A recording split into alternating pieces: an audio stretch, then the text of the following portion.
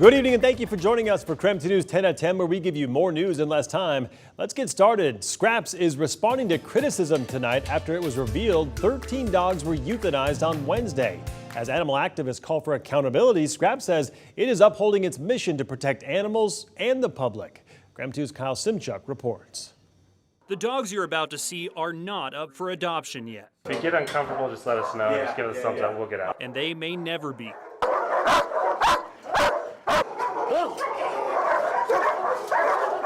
These dogs are being evaluated, and some could be deemed too dangerous for the public. And if the dog is an untreatable threat, then really the only solution or place for that dog, the only humane handling of it, is humane euthanasia. Spokane County Communications Director Patrick Bell says 7% of animals Scraps takes in are euthanized. Some have terminal health issues and others are just too dangerous to adopt. Volunteers have been seriously injured. A dog ripped through this man's bicep. It's too graphic to show you on TV. It really is at the discretion of the veterinarian, who's our expert, and our behavioral specialist, to inform that dog's pathway in its next steps. Citizens and even some city council members were outraged to hear Scraps euthanize 13 dogs this Wednesday alone.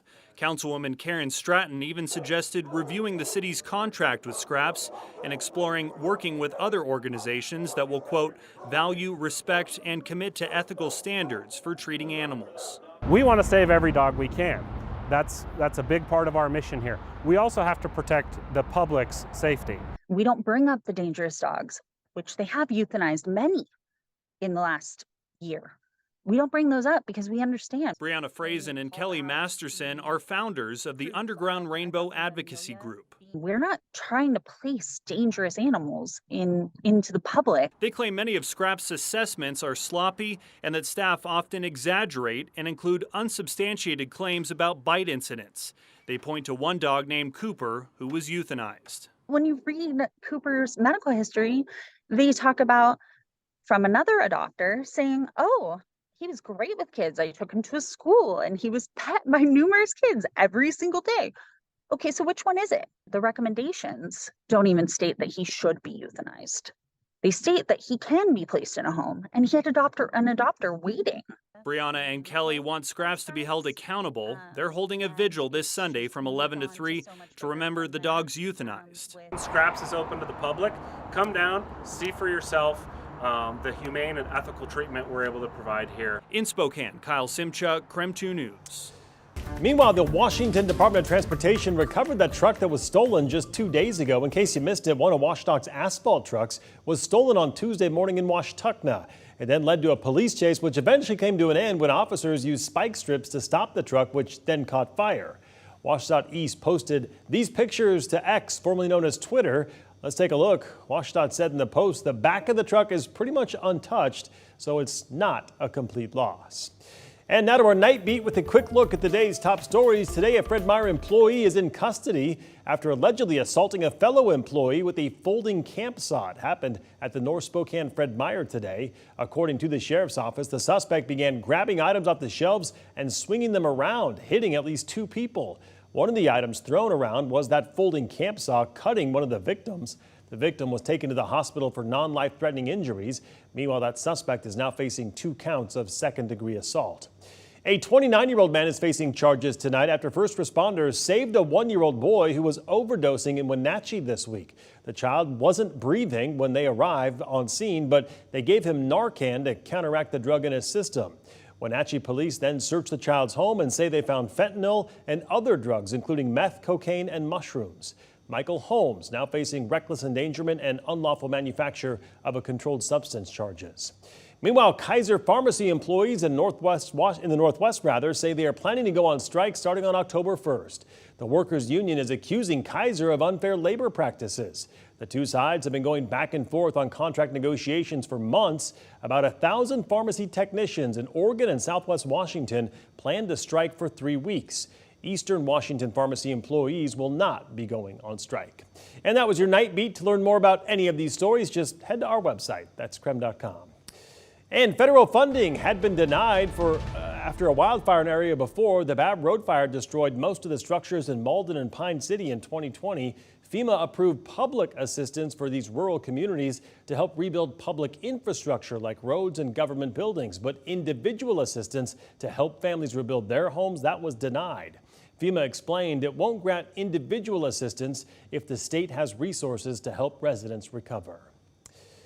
All right, taking a break from the headlines to talk weather. Fall is right around the corner, and it's certainly starting to feel like it. Let's get straight to Chief Meteorologist Jeremy Legoo. And Jeremy, a confession, I turned the heat on for the first time this season just yesterday. Yeah, I did too. Couldn't make it. It was 62 in the house, and that just felt way too cold, even for sleeping sometimes. All right, 56 right now, and that cool weather is going to eventually work its way out.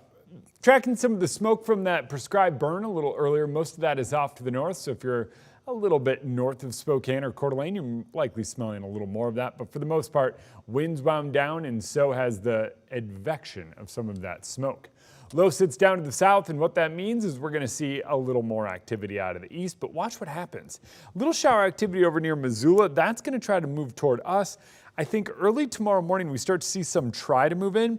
This midday band of showers, not really a guarantee. Think today.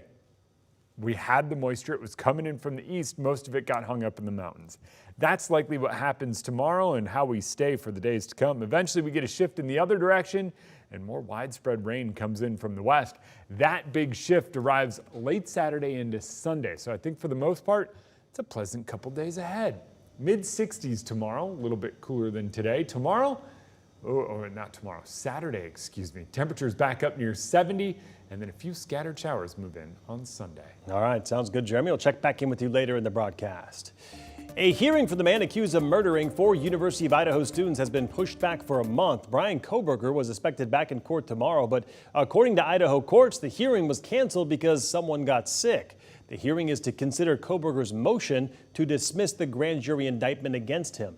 His defense team claims there were numerous issues with the grand jury. The new court date is now set for October 26th.